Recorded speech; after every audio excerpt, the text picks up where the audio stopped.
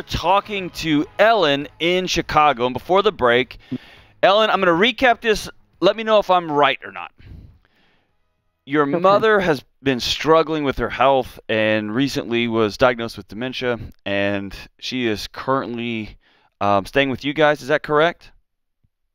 She's actually staying with my sister. Staying with your sister, okay. And your mother-in-law moved in, and she was... No.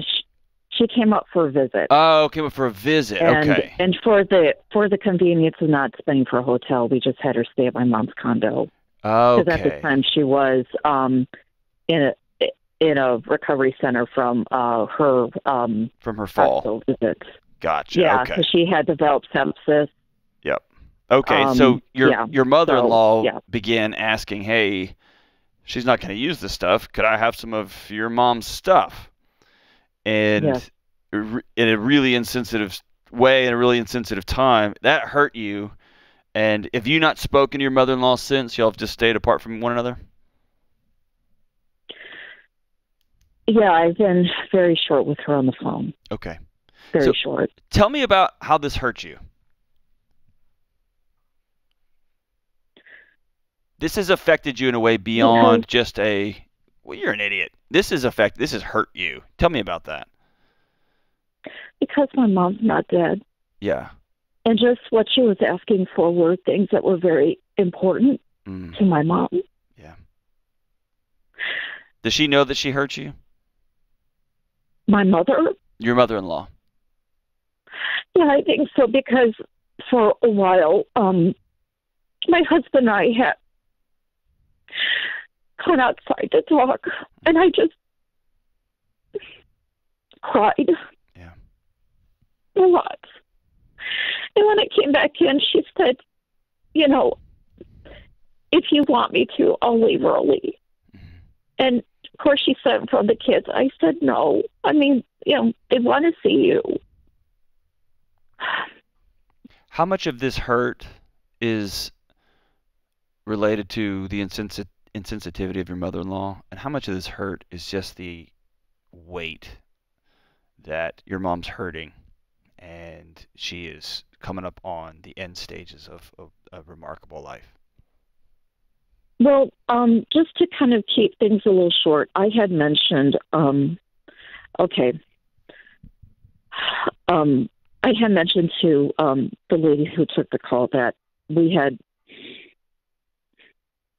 argued over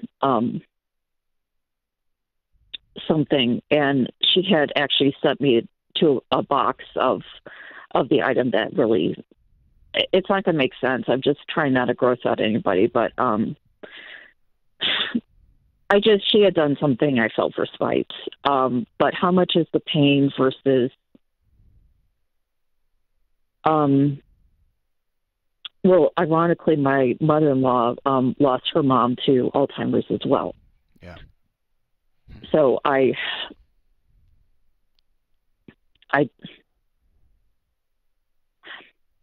sounds like I get that. It's a lot. Yeah, it's a lot. That's exactly right. So here's when we kind of whittle it down.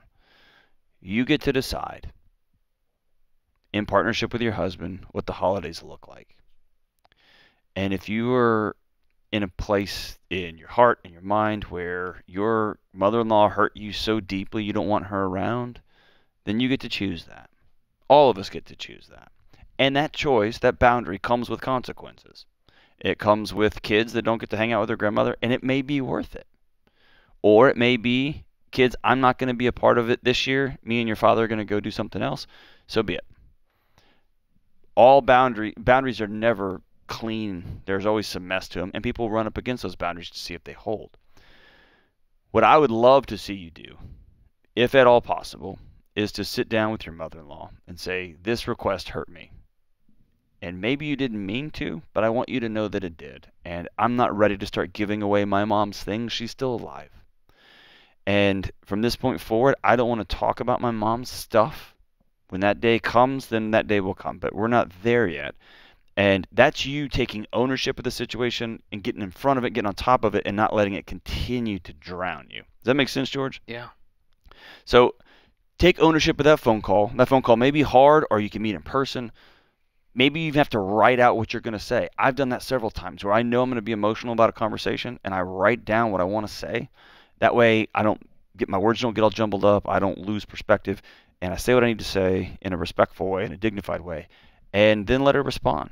And my guess is she didn't try to hurt you. My guess is that she probably was being insensitive, but she had no idea she was going to cause this kind of pain, right? Yeah. And holidays are messy. Let's all remember, when it comes to holidays, man, we get to make a choice, right? We've talked about this, John, on the Entre Leadership podcast coming up on a fine print episode on the holidays and spending.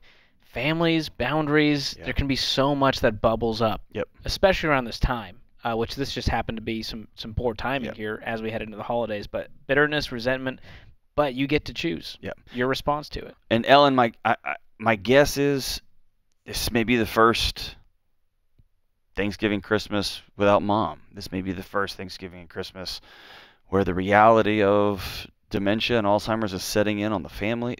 It's so hard. It's so hard. And then it's easy to cast some of that pain and some of that resentment onto somebody who says the wrong thing at the wrong time, right?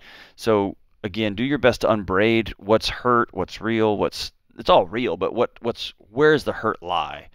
And then be direct about addressing who hurt you, and then let's all move on, let's heal, or let's make a boundary and let's move on from there, right? But I want you to take ownership of this, Ellen, and of all the different facets of this thing, and I know you can do it. I know you're hurting, but I know you can do it.